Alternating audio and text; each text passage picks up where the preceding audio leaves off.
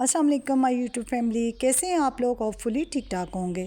अल्हम्दुलिल्लाह मैं भी ठीक हूँ।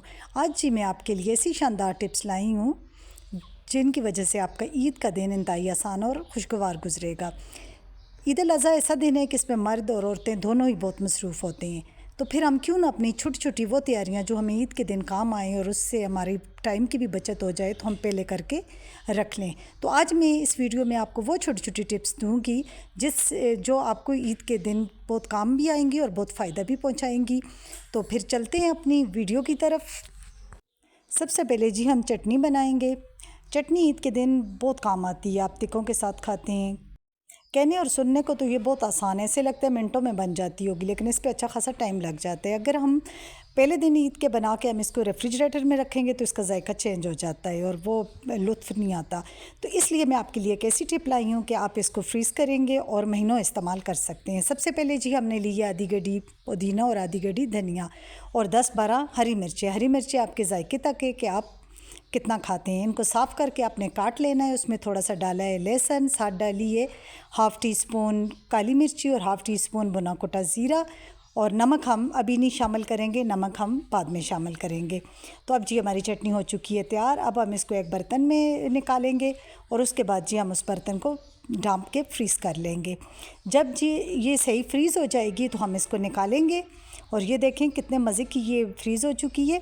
तो अब हम इसको उल्टा करेंगे तो ये पूरा इस तरह पॉट की शक्ल में निकल आएगी। अब हम इसको काटेंगे ऐसे कि हमने छोटे छोटे पीस करने हैं, क्योंकि बज़ दफ़ा हमें थोड़ी चीज़ चाहिए होती है तो ज़्यादा चाहिए होगी तो हम 2 डाल देंगे, अगर हमें थोड़ी चाहिए होगी तो फिर ये ज़्यादा वाला पीस ज़ाया हो जाएगा, इसलिए हमने छोटे पीस करने हैं।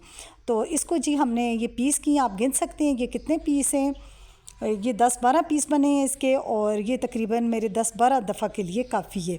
मेरे पास फ्रीज़र में बनी हुई भी रखी हुई थी, इसलिए मैंने ये सिर्फ आप लोगों को दिखाने के लिए कम बनाई है। तो अब जी इसका मैं आपको दिखाऊंगी। पहले तो आप इसको एयर टाइट कंटेनर में डालकर फ्रीज़ कर लें, क्योंकि आपने अगर इसको सही टाइट डिब्बे में डालकर फ्रीज़ नहीं किया तो आपके फ्रीज़र से भी स्मेल आनी शुरू हो जाएगी लहसुन की, हरा धनियों की, और इस तरह साथ गर्मियाँ हैं, बर्फ़ वगैरह रखी होती है तो फिर सारी चीज़ों का जायका मिक्स हो जाता है और अच्छा नहीं लगता, इसलिए आपने एयर टाइट कंटेनर में रखना है। अब एक पीस जो मैंने छोड़ा है तो उसका मैं आपको डेमो करके दिखा रही हूँ कि ये चटनी कैसी बनेगी। और ये देखें मेरा कितना ये अच्छा जमा हुआ दही है, आपको नज़र आ रहा होगा। इसकी रेसिपी भी मैंने अपलोड की थी और वो भी आप लोगों ने काफ़ी पसंद की है। तो मज़ीद भी अगर मेरे नए देखने वाले चाहते हैं उसको बनाना इस तरह का दही, तो मैं लिंक डिस्क्रिप्शन में दे दूँगी, आप उस तरह बना सकते हैं। ये देखें कितना अच्छा जमा हुआ दही है। इस तरीके से बिल्कुल दही एक टिक्की की शक्ल में जमता है और बिल्कुल घर के ऑर्गेनिक तरीके से मैं ये बनाती हूँ, क्योंकि हर चीज़ में ये आर्टिफिशियल फ्लेवर अच्छा नहीं है।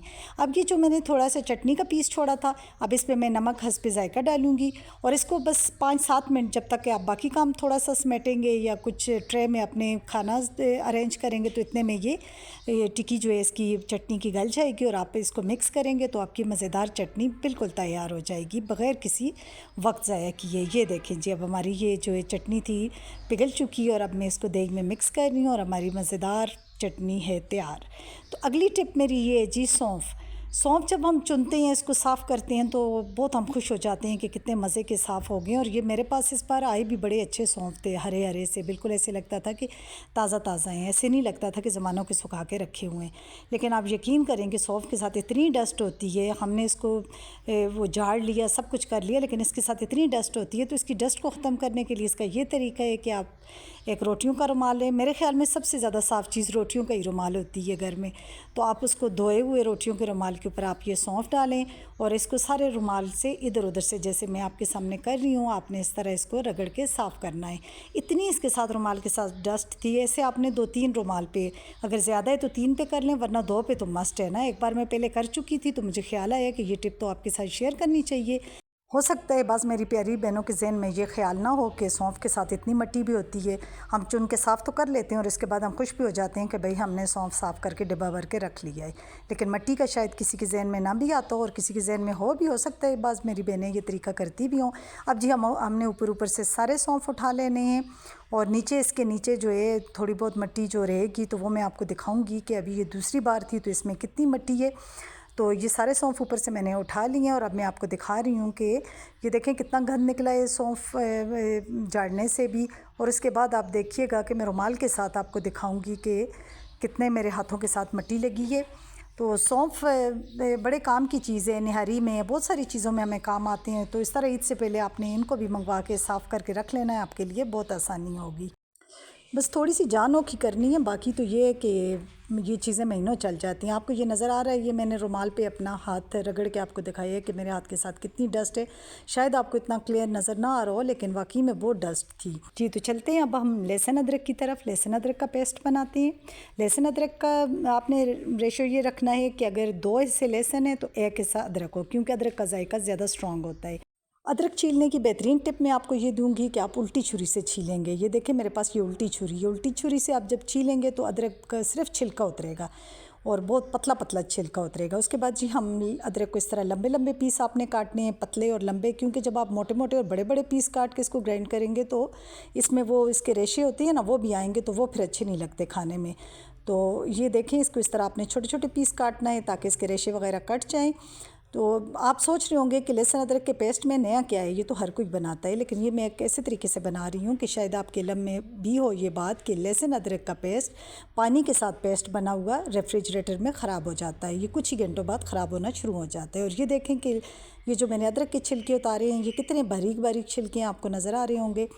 तो अब जी हमने इसको जग में डाला है और इसके साथ जी हम पानी शामिल नहीं करेंगे, बल्कि हम ऑयल शामिल करेंगे। इसमें मैंने 4 टेबलस्पून ऑयल डाला है, क्योंकि अगर पानी में बना के आप रेफ्रिजरेटर में रखेंगे तो वो ख़राब हो जाते हैं। और मैंने इसमें हाफ़ टेबलस्पून नमक डाला है। तो अब इसको हम ग्राइंड करेंगे। पानी में बना के आप रेफ्रिजरेटर में रखेंगे तो आप देखेंगे कि वो ग्रीन ग्रीन कलर हो जाता है, इसका कलर चेंज हो जाता है, तो आप समझ जाएँ कि वो ख़राब होगी, उसको फफूंदी लगना शुरू हो जाती है। ईद पर हमें जो है वो फ्रोज़न पेस्ट नहीं चाहिए, हमें इस तरह का फ्रेश पेस्ट चाहिए, क्योंकि हमने तिकों के लगाना है, सालन में डालना है और बहुत से कामों में इस्तेमाल होता है। तो फ्रोज़न को हम पिघलाते रहेंगे तो ये वाला होगा तो हम फ़ौरन से तिकों को भी लगा लेंगे। तो अब जी अगली टिप की तरफ चलते हैं। अगली टिप पे लेमन भी बहुत काम आते हैं ईद पे, शरबत में डलते हैं, तिकों पे लगते हैं और भी बहुत सारे खानों में न्यारी के साथ पेश किए जाते हैं, बहुत सारे खानों में इस्तेमाल होते हैं। तो इसके लिए भी भाई देखने को तो ये कोई काम नहीं, लेकिन उस टाइम लेमन काटना निचोड़ना इतने कामों से निकल कर तो हाथ भी गंदे हुए होते हैं। कभी लहसुन अदरक की स्मेल आ रही होती है, कभी धनिया और पुदीना की स्मेल आ रही होती है। तो इसके लिए हमें ये चाहिए कि हम ये लेमन वाली तैयारी भी पहले ही करके बिल्कुल बेगम हो जाएं। लेमन को मैंने इस तरह इसका रस निकाला है और अब मैं इसको जो है क्यूब्स की शक्ल में हम जमा लेंगे और हम सारे क्यूब्स बाद में निकाल के किसी जार में रख लेंगे। और जब हमें शरबत बनानी होगी या किसी के लिए भी चाहिए होगा तो सिर्फ 1 क्यूब निकालेंगे और हमारा काम हो जाएगा। तो ये जी अब अदरक हमें जिस तरह न्यारी के ऊपर डालनी होती है, कौरमे के ऊपर डालनी होती है, तो ये जी मैं अदरक को बहुत पतले पतले इस तरह मैं काटूंगी इसको। तो इसको आपने पहले जिस तरह आपने देखा होगा तो पतले पतले काटने हैं। अब ये सारी अदरक जो है ये इस शक्ल में मैंने काट ली है। तो ये जो हम न्यारी पे डालते हैं ना, न्यारी और कौरमा और टिक्कों पे अदरक का इस्तेमाल भी हमारे खानों में बहुत ज़्यादा है, तो हम इसको फ्रीज़ करके रख लेंगे और उस दिन हमें जैसे ही चाहिए होगा तो ये हम निकाल के जब गरम गरम सालन पे डालेंगे तो ये फ़ौरन से सेट हो जाएगी।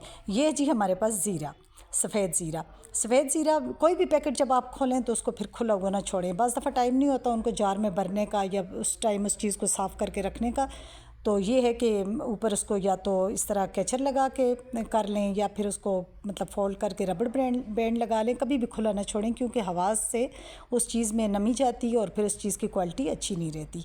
अब जी ज़ीरे के साथ भी हमने वही करना है, स्टेप उठाना है जो हमने सौंफ के लिए किया था। अब पहले ज़ीरे को झाड़ लेंगे और ये देखें कितनी मिट्टी अभी भी आपको ये नज़र आ रही होगी परात में भी। अब इसमें से हम गंद वगैरह चुन लेंगे। हालांकि अच्छी ये ब्रांड के मतलब है ज़ीरा, अच्छे हमने मार्ट से लिया हुआ है, लेकिन इसके बावजूद गंद है। कभी भी आप ये ना सोचा करें कि ये अच्छे हम लाए हैं मॉल से तो ये बहुत अच्छा होगा। हर चीज़ में थोड़ा बहुत गंद ज़रूर होता है, उसकी सफाई पे बहुत तवज्जो दिया करें। ये बारीक रेत और पत्थर जो है ये सेहत के लिए सख्त नुकसानदेह हैं। तो अब जी ज़ीरे को हल्के हल्के हाथों से आपने रगड़ना है ताकि इसकी डंडियाँ वगैरह भी इलादा हो जाएँ।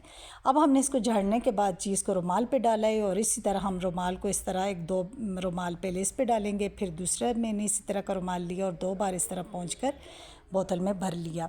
तो ये देखें, अब पता नहीं आपको समझ आ रहा होगा या नहीं, तो इसके रुमाल के साथ भी ठीक ठाक मिट्टी लग चुकी थी।